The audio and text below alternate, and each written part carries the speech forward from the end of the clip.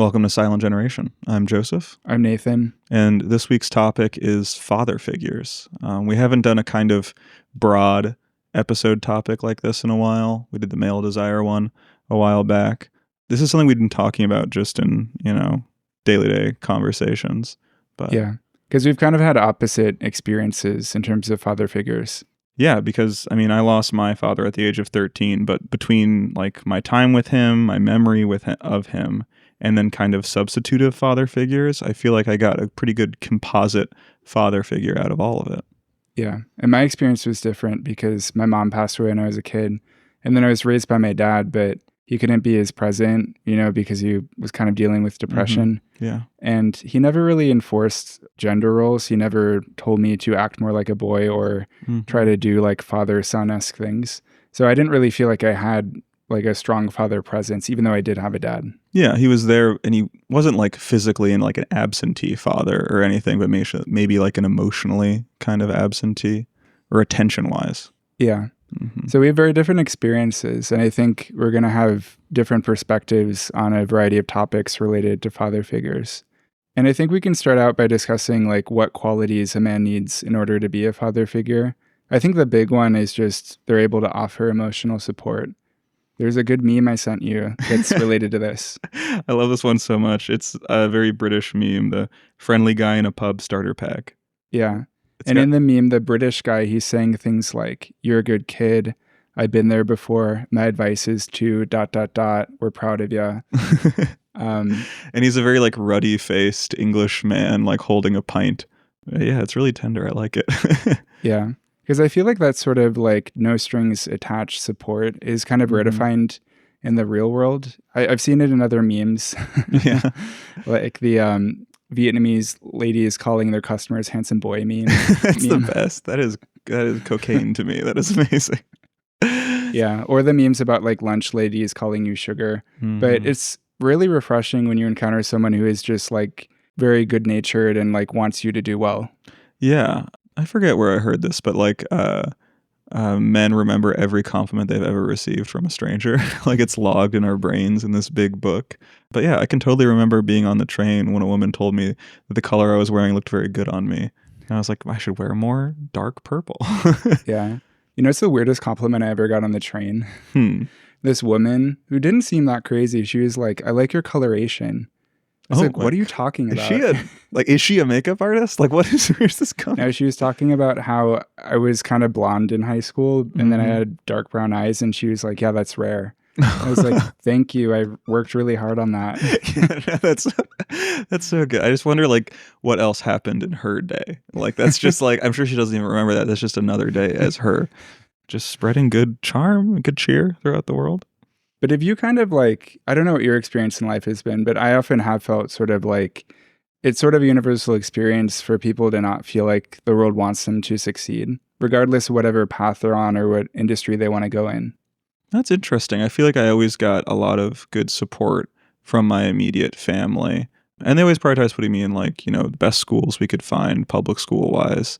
So I felt pretty supported there, or at least I felt like I was told that I was supported. Like that was always like said to me, whether or not like the resources were actually there. The intent was. I feel like I had that when I was younger, in that like parents or like older siblings or family members, it's easy to encourage a kid to do well in school. But then once they start having achievements that are closer to your own, within my family, I've experienced jealousy that sometimes is a bit confusing for things that I don't even think are really accomplishments, even like going on a vacation. They'll be like, "Oh, I'm jealous that you're going to this place or that place." It's really interesting. I don't know. It's like, I guess it's kind of like a crab in a bucket mentality. Like, why are you succeeding when I am not? Like, what did you have that I didn't? That's really interesting because I feel like it's just in my family and maybe Jewish families broadly, there's just like an expectation like you should have a better life than us. That's what we've been working for and striving towards. I guess other families are different. And yeah, I can kind of like, I don't know, if you're not super secure in your position in life and like your kind of attainment, then like you could get a little antsy when your kids are. I don't know. I'm trying to think of times where I ever felt jealousy from my parents. I can only think of one time, which was I was gifted a very like sentimental guitar from my father's friend. And my dad always said he couldn't learn guitar because he couldn't have calluses because he had to do surgery, basically. And then I was given this guitar and I wasn't good at playing it. And it was kind of a wasted gift on me. I could kind of like sense the seething from my dad. He's just like, I should have that guitar. Like, not like I could do anything with it, but Joseph can't either. So like, yeah. Yeah. I mean, I think I might have experienced that more throughout life as an artist, maybe. I don't think people are trying to put down engineers as hard. Yeah. Your calculations are wrong. Yeah. But with your father being in a creative field.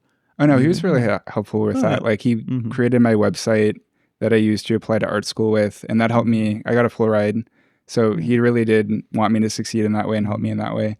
It really wasn't my dad so much. I'm talking about like my broader family where I've experienced like this feeling like others don't want you to succeed. But then once I got into art school, I felt it really hard. Like professors were kind of jealous of how nice my portfolio was and things like that. Interesting. So yeah, I've experienced that, and I think other people have too, but maybe not you as much. I could see that in more subjective fields, definitely. Yeah, like fear of the younger generation, especially in creativity, where it feels like there's always that like youthful vigor, and you get like a very good like. I forget who said that like artists have 15 years of good work, and you can disagree with that or whatever, but that perception is kind of around. So I think that even though these professors have, like stability and credentials and all that, what they don't have is just like another golden age at their disposal. And so they can kind of see it a little bit at their students. You know what kind of like is a representation of that sentiment though? I linked this in the docket. It's kind of random. It's a like it's an Air Jordans ad from over 17 years ago called Look Me in the Eyes. Did you watch that? I did, yeah. It was just interesting to hear Michael Jordan's voice, like, I don't know, outside of Space Jam. Yeah. No, it's weird when you hear a celebrity's voice and you kind of forget what they sound like Rihanna talking. Oh, yeah, I can't picture unsettling. her talking. I just picture her like looking... Singing and gyrating. Yeah, but also like just looking cold too and just being photographed, yeah. Yeah. But this is an ad I learned about through this like equity course through Theory of Enchantment. But they had you look at all of these like things from the humanities, including this ad. Michael Jordan in it, he's saying like, look me in the eyes. It's okay if you're scared. So am I. But we're scared for different reasons. I'm scared of what I won't become, and you're scared of what I could become. And so I think when you meet people in real life that aren't, afraid of your potential, they actually do want you to succeed. It's really important, and that's something that father figures can offer for young people. Yeah, father figures and mentors, like, they need to, like, let go of jealousy. They need to let go of ego. I think that's, like, not something everyone can do. Yeah, I'm grateful for the mentorships I've had in my life. And I was really saddened to hear, like, from my female friends that they often haven't been given those opportunities, that women, more, like, in the professional space, more often feel like they're always in direct competition, where, like, if you have an older person at your company who's a guy, he like isn't as threatened for some reason, is more able to give you support. I don't know. I'm just grateful is what I'd say for what I've gotten. Another quality I think that father figures need to have is that they need to be able to hold you accountable. So it's not going to work if there's someone that you can't disappoint. Yeah, it can't just be like pure positivity. I'm not going to stand by this statement super strongly, but I do think that like, I think mothers can, do, and should kind of love unconditionally. But then I think fathers are good if there's some stakes, basically. If they can be disappointed in you. You'll basically have like a background radiation of love from the mother and then like an extra bonus love from the father, or accountability on the other side. I think it's good for children's development to have standards. They'll often go past limits unless they know what the limit set by adults is. And like a parental figure, it doesn't, again, have to be a father figure, but that's something that they do need to have. Yeah, I can like very vividly remember all the times I had to be reprimanded or kind of like told like, that's not what we do, and kind of being brought to heel. Like, yeah, that was really, wow, it was really stick with me. Yeah, I like barely had that. You were just off the leash. That's so funny because you're such like an orderly and well-behaved person, like you kind of, I guess you learned in a way to parent yourself and control yourself by making mistakes and being reprimanded. Yeah, no, I'm like kind of a little bit of a miracle because I could have gone out and partied and gotten into like drugs or really bad behaviors as a teenager. But for some reason, me with unlimited freedom, I made good choices. No, that's good. Yeah.